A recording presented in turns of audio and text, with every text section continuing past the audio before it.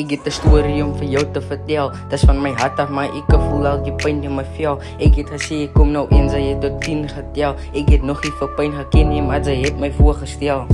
Het my seer gemaakt, maar ek het maar net aangemove. Ek het gedink en dat hoe ek nog sit by die groove. Want ek wil terug gaan na die ou lewe. Toe sy my sê dat ons is klaar, toe moet ek maar net aanbewe. Want ek het het geweet, maar ek was bang. Ek het gevoel dat ek is stukken en dat ek is lam. Ek het geweet die Here het 'n plan vir jou.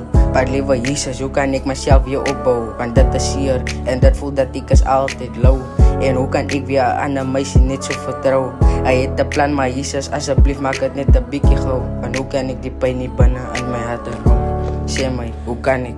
Hy het gesê dat liefde is 'n lesson. Toe moet ek maar net myne terugsit binne in die kitchen. Want ek weet sy gaan nie terugkom nie, maar soos ek sit en realize ek se attention seeking night. En ek weet dat sy deserve 'n beter guy. Want ek weet niks was true nie, all I love is was a fucking lie.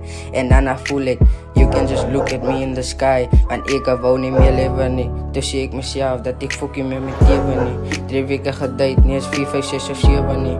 Ek het regtig gevoel dat ek wil nie meer lewe nie.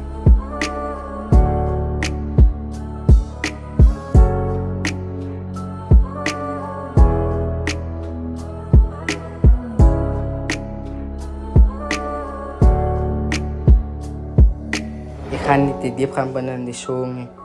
Ik ga niet zeggen ik recht of ik ga niet zeggen ik wrong. Maar ik weet hoe het op met bij begallen in mijn long. Jos ambon wie ze zo, maar moet niet denken dat ze zo niet. Ik is nog lief voor haar, met aan mijn hart. But I'ma let you go, baby girl, ik snoes een vark. Gedankt dat ze is real, maar toch wil ze met het taart. Dus zie ik los het, die meisje speelt net met mijn fucking hart.